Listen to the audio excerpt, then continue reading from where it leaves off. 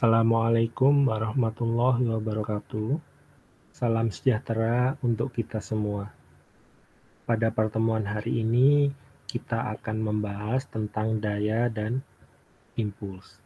Pada bagian pertama, kita akan mulai membahas daya.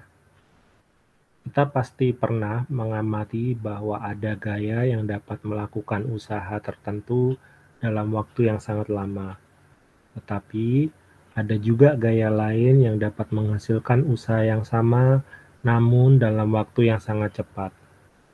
Untuk membedakan gaya dengan kemampuan melakukan kerja secara cepat atau lambat, maka kita perlu mendefinisikan besaran fisika yang lain. Nah, besaran fisika tersebut dinamakan dengan daya, atau dalam bahasa Inggris sering disebut sebagai power. Satuan dari daya adalah watt atau joule per second. Daya didefinisikan sebagai usaha atau kerja yang dilakukan per satuan waktu, atau dapat juga didefinisikan sebagai perubahan energi per satuan waktu. Secara konsep, daya memiliki dampak yang besar terhadap teknologi, namun sangat sedikit kegunaannya dalam memecahkan suatu masalah. Satu hasil yang menarik, yaitu semakin besar gaya yang dikerjakan, maka semakin besar daya yang dihasilkan. Pada pembahasan sebelumnya, besaran usaha kita dapatkan dari perkalian antara gaya dengan perpindahan. Ya. W di sini kita dapatkan dari F kalikan S. Nah, dari besaran perpindahan S yang ada di sini, yang ada di dalam kandungan W ini, dibagi dengan besaran waktu, maka kita akan dapatkan nilai V atau kecepatan. Nah, hubungannya apa? Hubungannya dapat kita pahami dengan sebuah contoh. Ya. Untuk kendaraan bermotor misalnya, mesin motor dirancang untuk menghasilkan daya tertentu. Semakin besar daya mesin, semakin besar pula gaya yang dihasilkan kendaraan saat bergerak. Akibatnya apa? Akibatnya semakin cepat kendaraan tersebut mencapai kecepatan tertentu.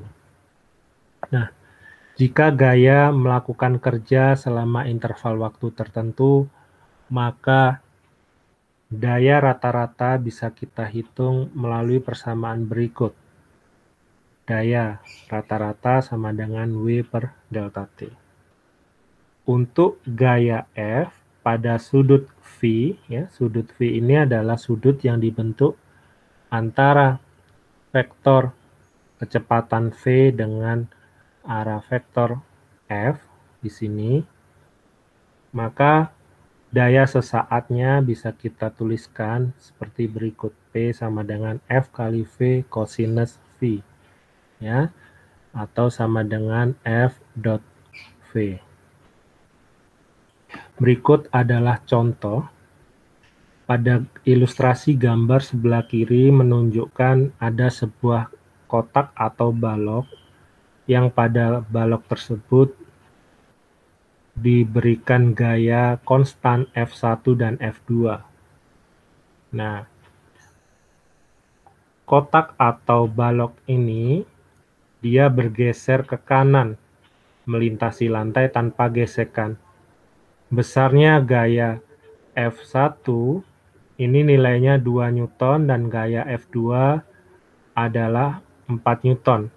F2 membentuk sudut 60 derajat terhadap arah horizontal. Ya. Dengan kecepatan sebesar 3 meter per second, kita ingin tahu berapa daya dari setiap gaya, ya, baik daya yang daya akibat adanya F1 dan daya akibat adanya F2 dan daya totalnya.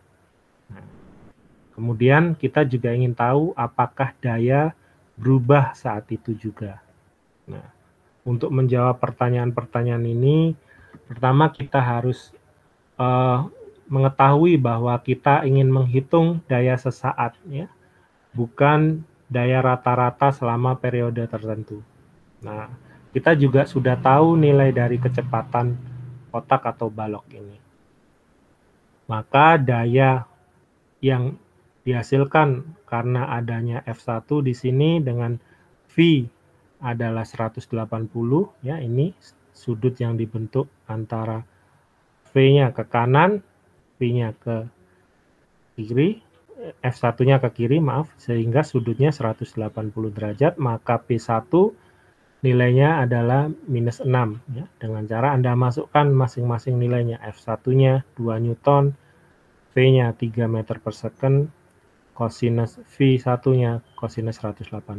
Nah, nilai minus 6 ini, tanda minus di sini, ini memberikan informasi kepada kita bahwa F1, gaya F1 ini mentransfer energi dari kotak dengan kecepatan 6 Joule per second. Untuk daya P2, karena F2 ini ya, nah kita juga bisa menghitung besarnya dayanya dari F2 kali V cosinus V2 ya. F2-nya 4 Newton kali V-nya 3 meter per second dengan V2-nya cosinus 60. Di sini nilai dayanya 6 watt ya. Di sini nilainya positif. Nah, nilai positif ini memberikan informasi kepada kita bahwa gaya F2 ini mentransfer energi ke kotak dengan kecepatan 6 Joule per second.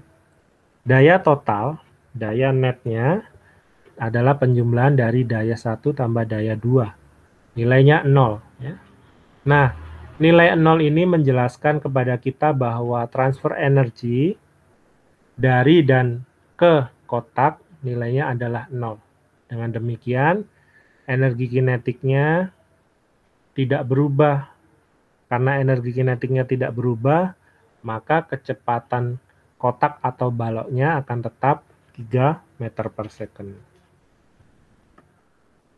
Nah, pada bagian kedua, kita membahas tentang impuls. Ya. Nah, perubahan momentum dalam waktu yang sangat singkat, tetapi nilainya cukup besar, ini dinamakan impuls. Ya. Hal ini dapat juga dijelaskan dengan gaya yang bekerja pada benda, berlangsung dalam waktu yang singkat, tetapi efeknya terasa. Nah, hal ini sempat saya singgung di pertemuan yang lalu, dua pertemuan yang lalu, tentang impuls ya, yang saya contohkan dari seseorang yang menendang bola. Nah, itu adalah salah satu bentuk gaya impulsif ya. Jadi walaupun berlangsung dalam waktu yang sangat singkat, namun gaya tersebut sangat besar sehingga efeknya terasa. Ya. Nah, karena efeknya terasa, maka gaya tersebut mampu mengubah keadaan gerak benda, bahkan mampu mengubah bentuk benda. Contoh gaya semacam ini banyak, salah satunya tabrakan, ya, tabrakan misalkan antara dua buah kendaraan. Nah, umumnya gaya tersebut berlangsung dalam waktu yang sangat singkat, bisa jadi kurang dari 1 detik, tetapi efeknya sangat besar.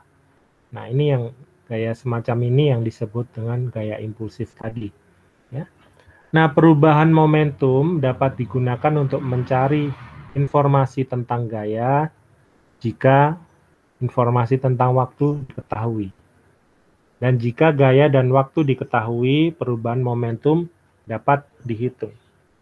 Di sini Anda harus cermat dan hati-hati bahwa ada 2 simbol P ya pada pembahasan hari ini.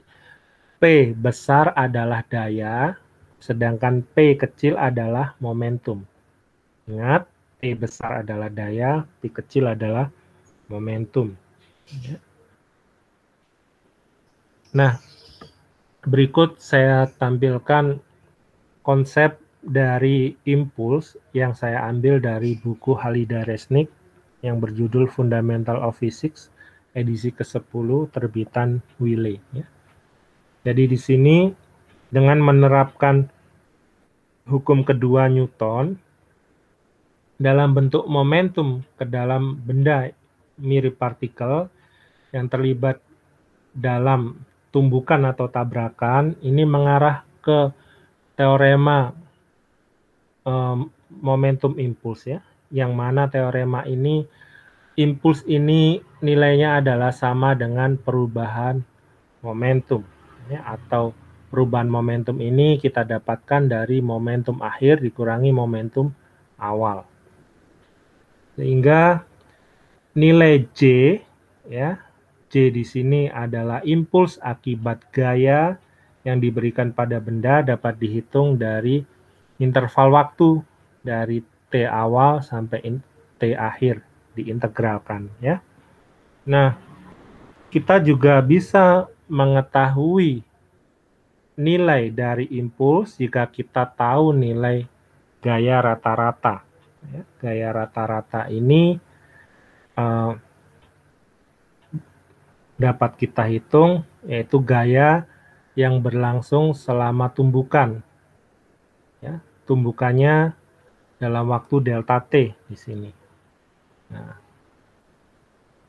ketika sebuah benda yang bergerak dengan massa M dan kecepatan V bertabrakan atau bertumbukan dengan benda yang berada pada posisi diam, maka gaya rata-ratanya bisa gaya rata-rata pada benda diam ya dapat kita tuliskan sebagai berikut. Minus N per delta T kali delta P. P-nya ini kecil ya, delta P perubahan momentum. Sama dengan minus N per delta T kali M kali delta V. Di mana N per delta T ini adalah laju benda bertabrakan dengan benda diam. Dan delta V adalah perubahan kecepatan setiap benda pada saat bertabrakan. Nah, gaya rata-rata dapat dituliskan juga sebagai berikut. I minus delta M per delta T kali delta V. Ya. Nah, delta M per delta V ini adalah laju di mana massa benda bertabrakan dengan benda diam. Perubahan kecepatan yang bernilai delta V sama dengan minus V ini jika bendanya berhenti saat bertumbukan. Namun, nilai delta V akan bernilai minus 2V ini jika benda tersebut langsung memantul ke belakang tanpa adanya perubahan kecepatan. Nah, ini delta V-nya nilainya minus 2V. Nah, untuk lebih memahami konsep tentang impuls ini, kita akan terapkan pada contoh soal. Nah, berikut adalah contoh soal tentang impuls. Gambar ABC, ini kita mulai dari gambar A ya. Gambar A ini adalah pandangan dari atas ke arah jalur yang diambil oleh pengemudi mobil saat mobilnya bertabrakan dengan dinding jalur balap. Tepat sebelum bertabrakan, mobil ini melaju dengan kecepatan awal 70 meter per second, 70 meter per detik ya, sepanjang garis lurus yang membentuk sudut 30 derajat dari dinding. Tepat setelah bertabrakan, mobilnya bergerak dengan kecepatan akhir 50 meter per second sepanjang garis lurus yang membentuk sudut 10 derajat. Sini. Jika diketahui massa dari pengemudinya adalah 80 kilo, kita ingin tahu berapa nilai impuls pada pengemudi karena tabrakan, dan yang kedua kita ingin tahu jika tabrakannya berlangsung selama 14 milidetik, berapa besar gaya rata-rata pada pengemudi selama bertabrakan. Ya. Kita dapat mengasumsikan bahwa pengemudinya ini kita asumsikan sebagai benda seperti partikel. Kemudian kita juga tidak bisa langsung menghitung nilai J karena kita tidak tahu nilai F-nya atau gaya pada pengemudi selama dia bertabrakan. Ya. Nah, pertama yang harus kita cari adalah menghitung perubahan momentum yang terjadi. Nah, perubahan momentum yang terjadi ini ya, di sini dapat kita lihat ilustrasinya pada gambar B. Ini. Mobilnya datang menabrak dinding. Momentum yang terjadi ini, momentum awalnya sebelum tumbukan, arah sudutnya adalah 30 derajat dari arah sumbu X positif, ini tadi ya, ke sini. Ini bertumbukan ke sini 30 derajat. Dan momentum akhirnya adalah ini ya, sudutnya minus 10. Nah, ini 30, ini minus 10. Tumbukan, ini terpental ke sini ya. Sebelum tumbukan, momentum awalnya sudutnya 30 derajat, setelah tumbukan minus 10 derajat. Nah, dari sini kita bisa menghitung nilai impulsnya ya, dari momentum akhir dikurangi momentum awal. Nah, kita harus ingat bahwa impuls ini di dalamnya ada besaran kecepatan. Karena ada besaran kecepatan, maka besaran impuls ini juga merupakan besaran vektor. Nah, kita bisa mendapatkan nilai impuls dengan cara menyelesaikan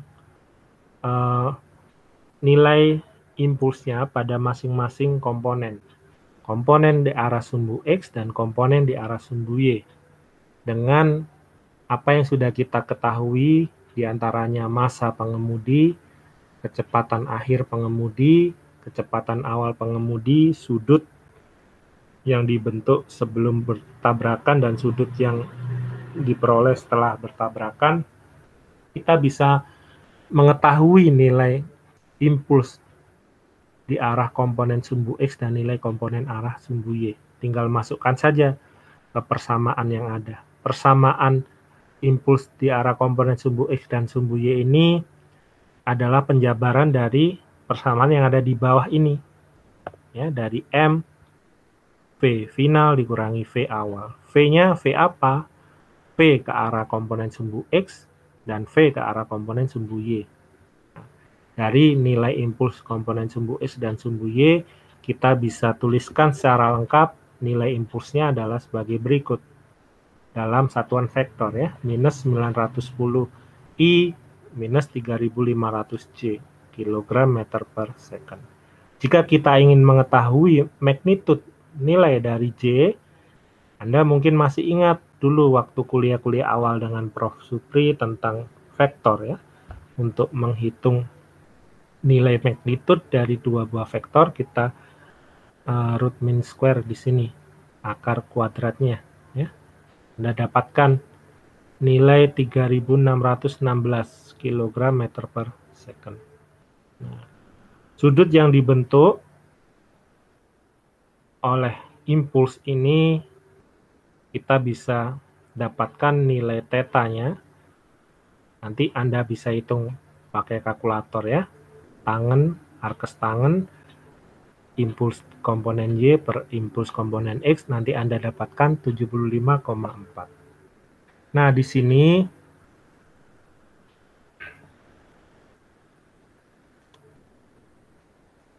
kita harus ingat bahwa hasil yang benar secara fisik dari garis singgung terbalik mungkin adalah jawaban yang ditampilkan. Jadi yang ini tadi 75,4 ditambah 180 derajat. Ya, kita dapat membedakan mana yang benar di sini dengan menggambar komponen vektor J di sini. Ya. Nah, kita menemukan bahwa sudut yang dibentuk, sudut ini ya, J ini adalah 74, ini 75,4 ditambah 180 ini ya. Jadi nilainya 255,4. Atau dapat juga kita tuliskan kalau ini 255,4 atau kita bulatkan 255, maka bisa juga kita tuliskan sebagai minus 105 derajat. Nah, itu adalah komponen sudut untuk impulsnya. Ya. Kemudian pertanyaan B. Ketika tabrakan yang terjadi ini berlangsung selama 14 milisecond, ya, berapakah besar gaya rata-rata pada pengemudi setelah tumbukan? Nah, kita sudah punya informasi nilai J, kita juga punya informasi nilai delta T, maka gaya rata-ratanya bisa kita hitung. Dan nilainya sekian, ya, 2,6 kali 10 pangkat 5 Newton. Nah, jika kita simulasikan dengan menggunakan F sama dengan M kali A, M-nya adalah 80 kilo, maka kita akan dapatkan nilai A atau percepatan yang nilai percepatan dari pengemudi selama bertumbukan adalah sebagai berikut, 3,22 kali 10 pangkat 3 meter per second kuadrat. Atau jika kita bandingkan dengan nilai percepatan gravitasi, asumsikan besarnya 9,8 meter per second kuadrat, maka tumbukan yang terjadi pada pengemudi ini percepatannya sebesar 329 percepatan gravitasi. Nah, ini sangat besar ya, artinya ketika ini terjadi, maka akan berakibat fatal pada pengemudi. Nah, ini sebagai pengetahuan dan wawasan saja. Jadi, dari contoh kasus seperti yang kita bahas ini, maka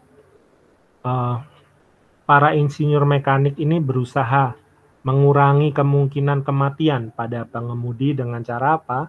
Merancang dan membangun dinding pembatas balapan dengan lebih banyak menahan benturan. Jadi kalau ketika membentur, delta T-nya ini lebih besar, maka tabrakan yang terjadi, nilai gaya rata-rata dan percepatan rata-ratanya akan jauh lebih berkurang dibandingkan yang kita lihat di sini, kita simulasikan di sini.